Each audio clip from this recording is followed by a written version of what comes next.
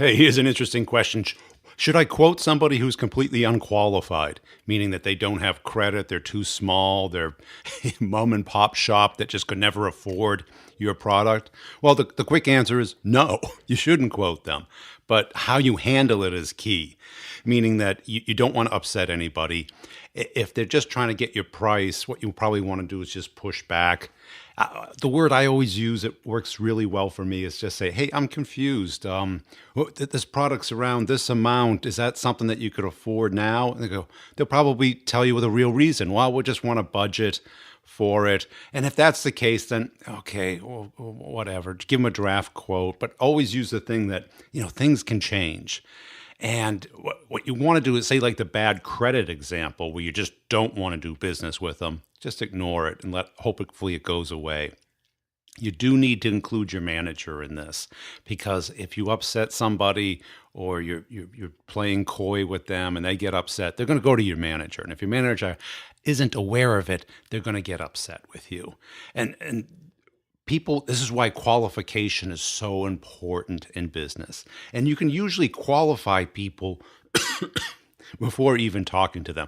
If you can check out their company, see if the company's growing or dying, see if it's one person or 100.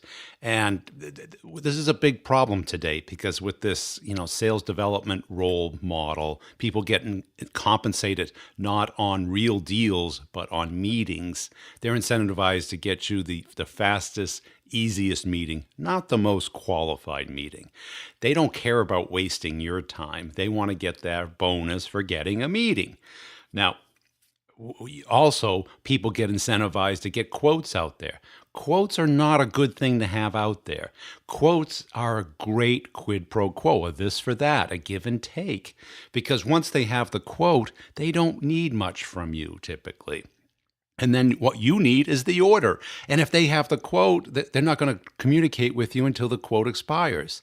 This is why my method with quotes is always this. It's always draft until you're talking to procurement. It always expires in 1 week. That way you always have a reason to check in with them. It keeps the momentum going. If they're not qualified, it's like the 16-year-old kid going into, how much is this Porsche? It doesn't matter. Unless the Porsche is, the $5 you got in your pocket, you can't afford the Porsche. So why are you here? You're not qualified. You're wasting the salesperson's time. And we got to be ruthless with our time. It's the only asset that we really have. Because if we waste our time and we send out a quote, the problem with if you send the quote out, they may want to refresh it every 30 days when it expires. And it's like, I had that all the time. And I usually just ignored it. I waited till they asked at least 3 times to make sure they were serious. Because, it doesn't take a lot of time, might be only 5 or 10 minutes, but it's an interrupt and there's no value add. They're not buying anything. If they're not buying anything, you're not selling anything. So that's kind of my advice. You don't want to ruffle the feathers. I've had procurement people calling my manager, and when I didn't prep them, they get upset at me. But they usually, once they find out they're not buying anything, they don't care, right? Because we're all compensated on closing stuff, not playing business. When you find people who are playing business, and there's a lot of this out there, let's have Barney meetings. I like you, you like me, and we're not going to do anything at all. That's not what we're here for. We're commissioned salespeople focusing on qualified opportunities, using a proposal as a tool to get something that you want. The decision process, access to higher authority, finding out what are the conditions for this to happen. If I give you this quote, then what happens? Great, trial close. Think future pace. And if they don't know, just say, okay, let's figure that out and regroup. Once you know that, let's get back together. Hold back that quote. Don't be difficult. You have to do it gingerly without pissing people off. But if you just send it to them, fine. Nothing's going to happen. So it's up to you to do that. You have the control over that. It's your time. But if you really want to sell something, you got to use the quote in exchange for something. What do you want in exchange for it? You want information, you want access, you want action. Define what those things are before they ask. Because once they ask, then you're like, oh, go. Okay, I'll send it to you. And if you say, oh, yeah, okay, I'll send it to you, it's too late. They're expecting it now. Now, when you don't do it, it's a mystery. They don't understand why that you're not sending it to them.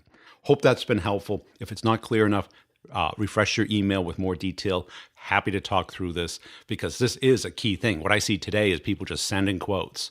And it's probably the number 2 problem that my clients have. One is getting into meetings, getting new meetings, new qualified opportunities. And the second is they give the quote too fast. The quote is a tool.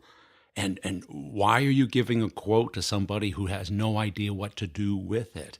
You've got to guide them through that process. Maybe you say, well, I'll give you a verbal, but we really don't give out a formal proposal until we're, talking with the economic approver of this. What's your purchasing authority? And it's like, it's not, it's nothing. So you got to get above them. Use it as a tool to maybe, hey, can we get a meeting with your manager and my manager? Something like that. Some kind of quid pro quo for you, but you got to prepare before it happens. So you don't just agree with it. You can say, well, and try to just, I'm confused. Give them an objection, right? Just say, hey, I'm confused. Help me understand why we were doing this. I don't understand. It doesn't sound like you're sold yet. It doesn't sound like we're at that stage yet. Let's get to that stage together. Think through it. Come up with these ideas before they happen. Hope it's been helpful. Check out the show notes for all the free stuff. I put the Audible link back in there so you can get my book for free, The Maverick Selling Method on Audible. If you're an Audible member already, it's $3.50. I'm telling you, I spent a year working on it. It's great stuff. Excellent. Stay in touch. Connect with me on LinkedIn. Check out all the links in the show notes. It's my stack, my tool set that I use to crush my number. And keep the questions coming. Thanks for listening.